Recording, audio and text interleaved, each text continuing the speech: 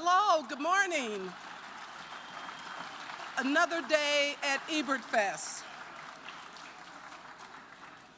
You know, the filmmakers who come here and some of the people who have come and who run other film festivals have commented on how well run this house is. And there are people that I don't thank enough. The stagehands here. This place is so well run, we've never in all the years had any problems. It's so, yes.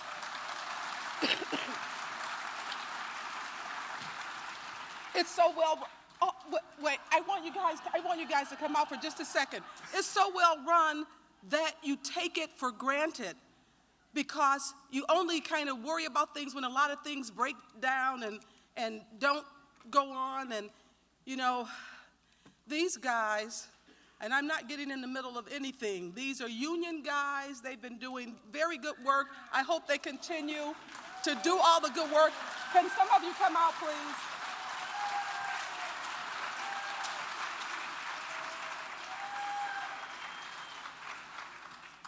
On behalf of Local 482 Stagehands, we want to present to Nate Cohn and Chaz Ebert our swag.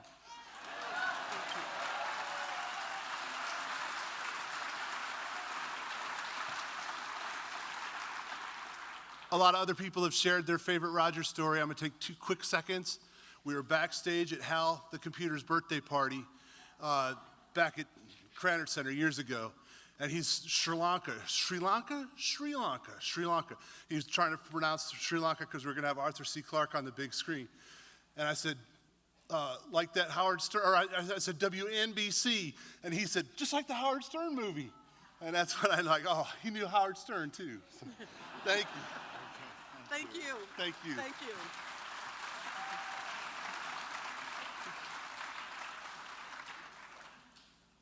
So, this morning, we are presenting a movie, Force of Destiny, by a guest who's been here, someone said, I didn't know whether it was 5 or 6 times, but Paul Cox is an auteur of international acclaim. He was born in Holland. He migrated to Australia in the mid-1960s, initially working as a stills photographer and teaching at Prayan College. He's retained his love of photography while also becoming one of Australia's most prolific and individualistic filmmakers. His early films were impressionistic shorts, and his early features, Lonely Hearts in 1981, Man of Flowers, 1983, which I think we actually played here, and My First Wife, 1984, were highly acclaimed both locally and internationally. Over a 40-year career, the signature traits of Cox's work are a deep humanism, a poignant and realistic focus on relationships, and a profound affinity with the arts. And it's no more evident than in his 2 standout documentaries, Vincent, The Life and Death of Vincent van Gogh, which we showed in 2013 here, and The Diaries of Nijinsky.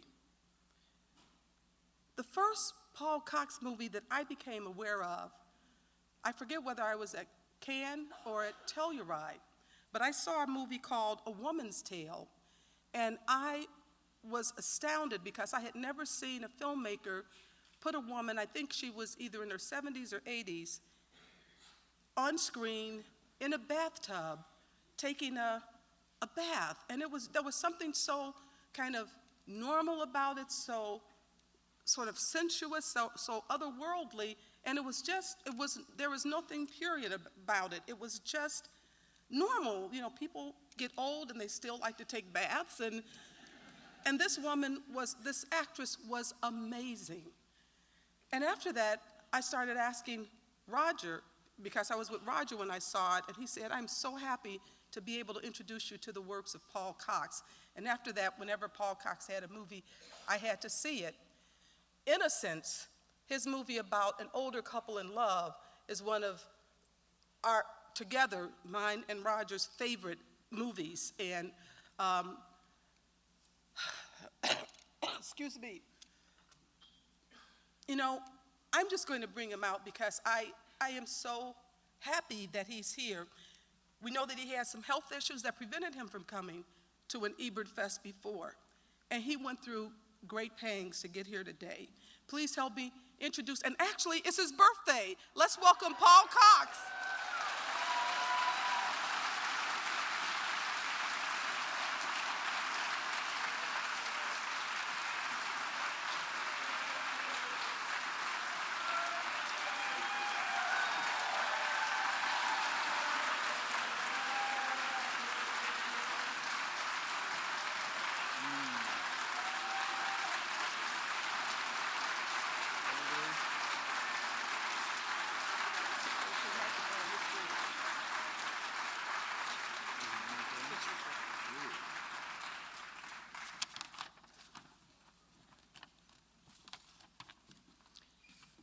It says good evening here, but it's not evening, so.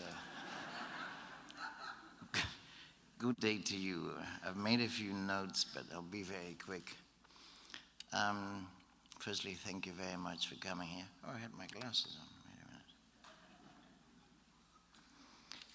Wait a minute.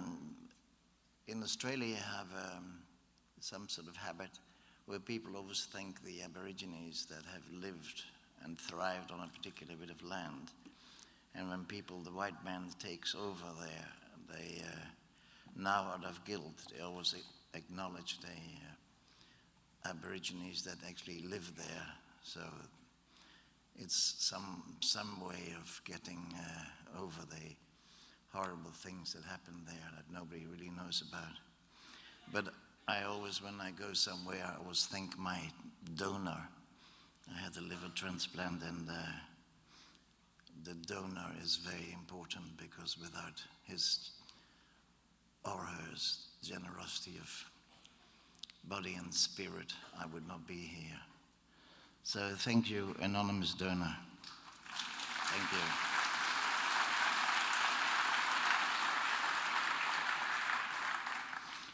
Yes, some years ago I was diagnosed with cancer of the liver. After a long wait and much despair, I received a transplant. It changed my life considerably. The priorities of the world I lived in seemed so terribly wrong, so terribly out of place, and out of tune with the reality I felt within. Then a young man I'd met in pre-transplant classes died because a liver could not be found in time. I realized how terribly lucky I'd been receiving a transplant in time, just in the last week, and almost felt guilty for the loss of his life. Then I found myself writing the screenplay of Force of Destiny, which was the last thing I wanted to do. I wanted to forget and get on with my life. Although I never thought I would make another film and had been advised to take it very easy. It was the only way of returning the kindness and care I'd received from the doctors, hospital staff, and caring friends and family. This film is not the story of my demise and resurrection. I call it a spatial love story, and of course it's laced with a few personal experiences. Hopefully, Force of Destiny won't send you home with an empty heart, and hopefully the film will enrich your life instead of pondering to the lower instincts. The proof of our lives is the love we leave behind, and life must be an act of love, whatever the consequences. Auden said we must love one another or die, and the Polish poet Herbert said we must love others, each other. Soon it might be too late. It's a great honor to premiere the film here at Rogers and Chess's Festival. When Roger heard that I was ill, he wrote the most tender and loving letter of solidarity that I've ever received. Chess and I were surprised and deeply touched. A few weeks ago, I heard that so-called soldiers or fighters had shot fleeing children in the back because they had thrown stones at men in uniforms. A mother with her dead son in her arms begged the men to kill her. She begged those thugs and her God to let her die with her child. Poor mother, poor child, poor humanity. How could she continue to live without her child? I felt ashamed to belong to the human race. Every day, the very foundation of our civilization are being mutilated and destroyed. We have to take back the power from the forces of darkness. We cannot live in a world without a conscience. The mother begging to be killed with her child made me want to make another film, a film dealing with the world, with this present darkness. I can't wait for years to get this funded. I don't have the luxury of time. So if you have any spare coins in your pocket, let me know later. I very much hope you appreciate and enjoy Force of Death. I always say when people say, enjoy, enjoy, I always find it very hard. It sounds like an order, enjoy. I think a film really burns inside you when you don't really enjoy it that much, but when it sticks to your bones and goes home with you and changes your life and makes you think and feel and remember, I think that's more important than having a good time and enjoy. Enjoying is all right when you are ready for it, but mostly when somebody makes me a cup of coffee and say, enjoy, I always want to give it back, because I don't want to be ordered to have a cup of coffee when I don't feel like it. So I very much hope you appreciate the film, and it's a film about love and beauty, as I said yesterday. The only things that really matter in life, the rest is all nonsense, really. Thank you very much for coming.